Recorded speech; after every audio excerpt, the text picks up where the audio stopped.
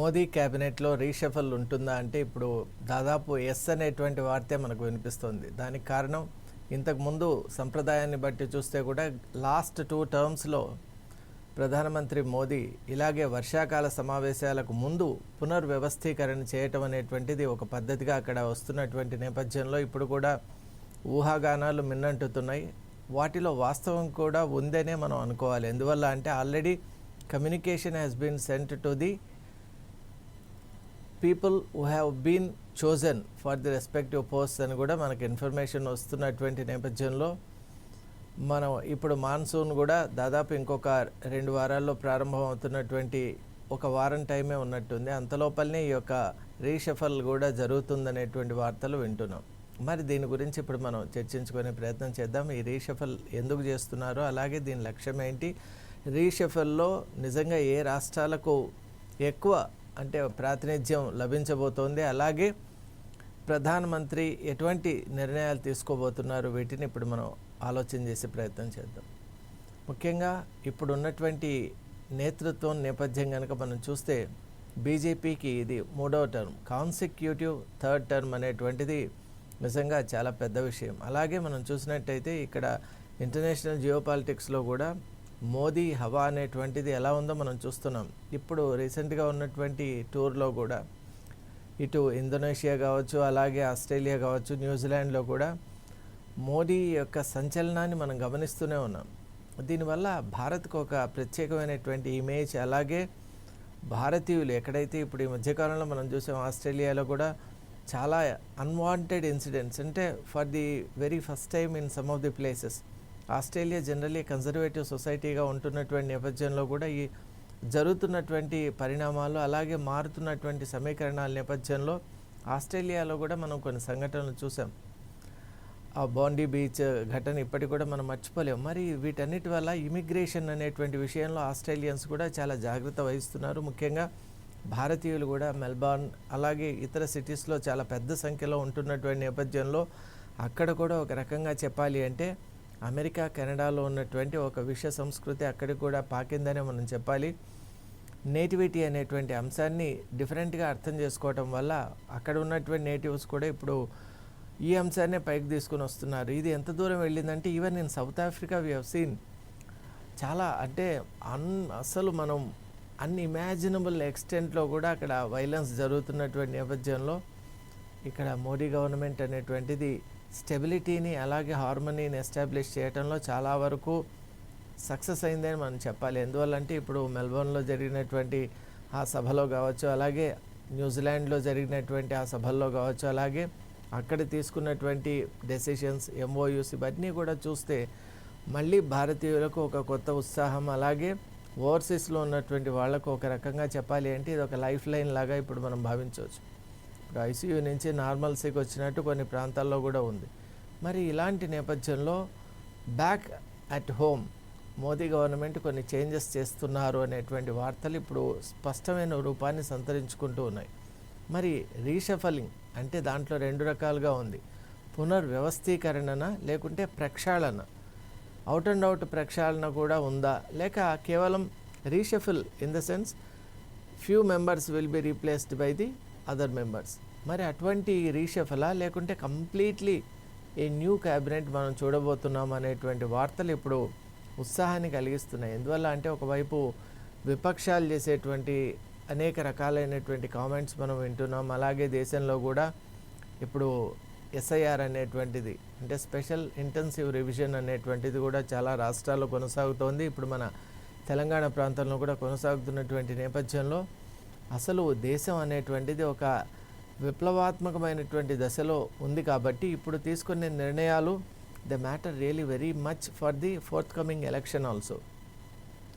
2029 elections కూడా దీని యొక్క ప్రభావం ఖచ్చితంగా ఉండబోతుంది. కాబట్టి అలాగే మోదీ గవర్నమెంట్ కూడా ఎలా అయినా సరే మహిళా బిల్లును పాస్ చేయాలనేటువంటి ఒక దీక్షతో, ఒక సంకల్పంతో, కృతనిశ్చయంతో ఉన్నటువంటి నేపథ్యంలో ఖచ్చితంగా ఇది రీషఫల్ అయినా, లేకుంటే ఒక కంప్లీట్ రీషఫల్ అయినా, లేకుంటే పార్షియల్ రీషఫల్ అయినా అంటే పునర్వ్యవస్థీకరణ అయినా లేదా ప్రక్షాళన అయినా కూడా దీంట్లో బెనిఫిట్ పొందేది మాత్రం ఖచ్చితంగా మహిళలు అనేటువంటి అంశం మాత్రం నిర్వివాదం.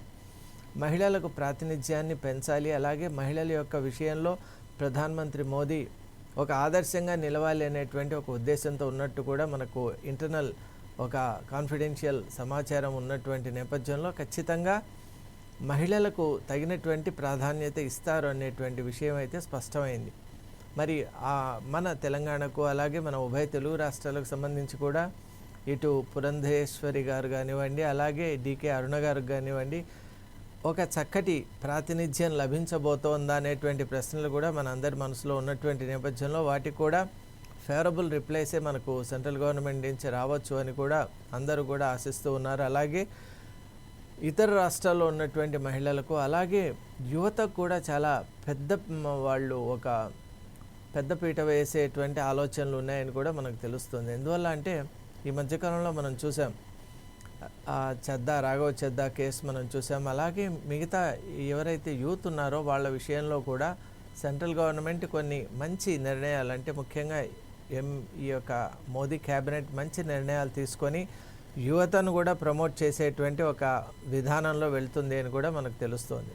ఎందువల్ల అంటే ఇప్పుడు యువతను తీసుకోవటం వల్ల ఫ్యూచరిస్టిక్ ఈ ఫోర్త్ కమింగ్ ఎలక్షన్స్లో పార్టీని సమర్థవంతంగా ముందుకు తీసుకుపోగలిగినటువంటి ఒక నేపథ్యం ఉంటుంది అని మోదీ గవర్నమెంట్ భావిస్తోంది, క్యాబినెట్ భావిస్తోంది, అలాగే బీజేపీ పార్టీ కూడా భావిస్తోంది. ముఖ్యంగా కార్యవర్గ సమావేశాలు, అలాగే కార్యవర్గం యొక్క రీస్ట్రక్చరింగ్ జరగాలి, అలాగే జాతీయ పార్టీకి సంబంధించి బీజేపీకి సంబంధించినటువంటి కూడా ఆ ఇంటర్నల్ కమిటీని కాన్స్టిట్యూషన్ కూడా ఆ ఏర్పాటు చేసే నేపథ్యంలోనే నిర్ణయాలు తీసుకోబోతున్నారు. అంటే కొంతమంది సీనియర్ మోస్ట్ ఎవరైతే ఎంపీలు ఉన్నారో లేదా ఇప్పుడు మంత్రులుగా ఉన్నటువంటి వాళ్లకు పార్టీ స్థాయిలో పెద్ద పదవులు అందించడం, అలాగే వాళ్ళను కొన్ని బాధ్యతాయుతమైనటువంటి కొన్ని పోస్టులలో వాళ్ళను ఉంచడం, అలాగే దిశానిర్దేశం చేసేటువంటి అలాగే అడ్వైజరీ కమిటీస్కు హెడ్స్గా వాళ్ళను నిర్ణయించి వాళ్ళని ఆ పదవుల్లో ఉంచడం వల్ల రేపొద్దున పార్టీకి సరైనటువంటి ఒక సలహా సంప్రదింపు, అలాగే పార్టీకి ఒక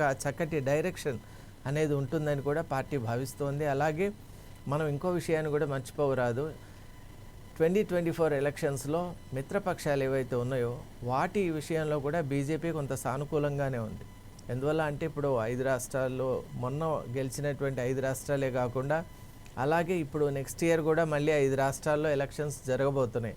ముఖ్యంగా యూపీ, పంజాబ్, ఉత్తరాఖండ్ ఇటువంటి చోట జరగబోతున్నటువంటి నేపథ్యంలో ఖచ్చితంగా గోవాలో కూడా ఉండబోతుంది. కాబట్టి వాటిని దృష్టిలో పెట్టుకొని కూడా కొన్ని సమీకరణాలు మారిపోతుంటాయి. అలాగే క్రితం ఇప్పుడు జరిగినటువంటి తమిళనాడు, కేరళ, అలాగే పాండిచ్చేరి, పుదుచ్చేరి, అలాగే అసోం, తర్వాత వెస్ట్ బెంగాల్లో జరిగినటువంటి ఎన్నికల్లో కూడా మనం చాలా అనూహ్యమైన పరిణామాలు చూసాం. అలాగే for the first time west బెంగాల్లో బీజేపీ గవర్నమెంట్ అనేటువంటిది ఆ పదవిని చేజిక్కించుకుంది. ఇప్పుడు ముఖ్యమంత్రిగా సువేందు అధికారి ఉన్నటువంటి నేతృత్వంలో ఖచ్చితంగా వెస్ట్ బెంగాల్ కూడా ఒక మంచి ప్రాతినిధ్యం వస్తుందని మనం ఆశిస్తున్నాం. అలాగే ఇలా టీఎంసీ నుంచి కూడా చాలామంది ఇప్పుడు బీజేపీలో చేరినటువంటి నేపథ్యంలో వాళ్లకు ఎటువంటి పోస్టులు కానీ వాళ్ళకి ఎటువంటి రీతిన వాళ్ళను పార్టీ అకామిడేట్ చేసుకుంటుంది, ఇవన్నీ నిజంగా చెప్పాలి అంటే చాలా కాంప్లెక్స్ ఒక సినేరియోస్. కాబట్టి వాటిని బీజేపీ ఇప్పుడు వర్కౌట్ చేస్తోంది.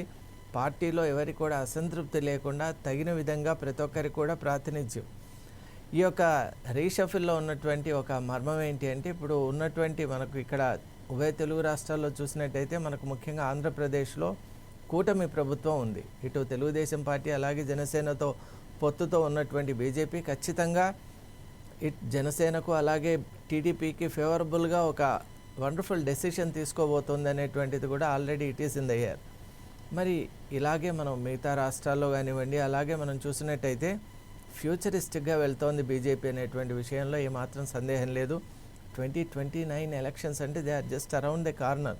ఇప్పుడు already BJP has gone halfway through. ఇప్పుడు తమ టర్మ్లో ఆల్మోస్ట్ 2 years కంప్లీట్ అయిందంటే almost half of the term is complete. కాబట్టి ఇప్పుడు ఫోకస్ అంతా కూడా రాబోయేటువంటి ఆ పెద్ద ఎలక్షన్స్ పైన, అలాగే పార్లమెంటరీ ఎలక్షన్స్ పైన, అలాగే ఇప్పుడు మిగతా కొన్ని రాష్ట్రాల్లో ఎక్కడైతే అసెంబ్లీ ఎలక్షన్స్ ఉన్నాయో వాటిపైన, అలాగే పార్టీని బలోపేతం చేయడం, దక్షిణాపథంలో మరింత ముమ్మరంగా ఈ యొక్క పోరాటాన్ని ఉధృతం చేయటం, వీటన్నిటిని దృష్టిలో పెట్టుకొని బీజేపీ కొన్ని నిర్ణయాలు ఆల్రెడీ తీసుకునేది. అలాగే ఇప్పుడు సంప్రదాయం ప్రకారం కూడా ఈ మాన్సూన్ సెషన్కు ముందుగానే ఇటువంటి రీకాన్స్టిట్యూషన్ అవుతుంది. అలాగే ఈ రీషఫర్లో భాగంగా ఒక హార్మోనియస్ క్యాబినెట్ని మనం చూడబోతున్నాం అనేటువంటి వార్తలు కూడా వస్తున్నాయి. ఇది నిజంగా చెప్పాలి అంటే ఒక difficult and very big exercise. అయినా కూడా బీజేపీ తన యొక్క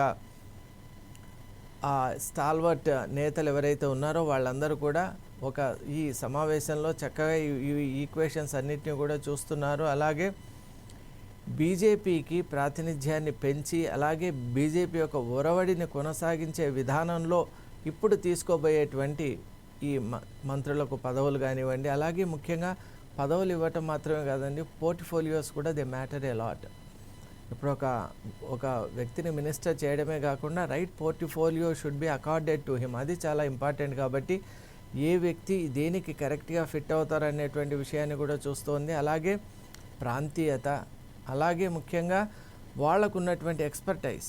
ఇప్పుడు కొంతమంది వ్యక్తులు కొన్ని ఫీల్డ్స్ డొమైన్స్లో చాలా అనుభవం కానీ ప్రొలాంగ్డ్ అసోసియేషన్ కానీ ఉంటుంది. కాబట్టి అటువంటి వాళ్ళను అటువంటి పదవుల్లో నియమించాలనేటువంటి ఒక సంకల్పంతో కూడా బీజేపీ ఉన్నట్టు మనకు తెలుస్తున్నటువంటి నేపథ్యంలో ఖచ్చితంగా ఈ యొక్క పునర్వ్యవస్థీకరణ లేదా ప్రక్షాళన అనే పదం కూడా మనం ఎందుకు వాడామంటే ఒక రకంగా బీజేపీ నెక్స్ట్ లెవెల్కి వెళ్ళాలి అని భావిస్తోంది. కాబట్టి ఆ నెక్స్ట్ లెవెల్కి తగినటువంటి ఒక వ్యూహాన్ని, స్ట్రాటజీస్ని, అలాగే పార్టీకి సంబంధించిన అనేక అంశాలను కూడా ముందుకు తీసుకొని వెళ్ళాలంటే కొంతవరకు ప్రక్షాళన అయితే ఖచ్చితంగా అవసరమనే అనిపిస్తుంది. కాబట్టి అటువంటి ప్రక్షాళన ఇన్ ఏ పాజిటివ్ వే, ఆ restructuring in a positive way అలా బీజేపీ తీసుకొని వెళ్తూ అనుభవజ్ఞులు ఎవరైతే ఎక్స్పీరియన్స్డ్ పీపుల్ ఉంటారో, అనుభవజ్ఞులు ఉంటారో వాళ్ళ యొక్క ఆ ఎక్స్పీరియన్స్ను వాడుకుంటూ అలాగే యువత యొక్క ఫ్రెష్నెస్ను, ఎక్స్పర్టైజ్ను, అలాగే వాళ్ళ యొక్క ఎనర్జీని కూడా అనుసంధానం చేసి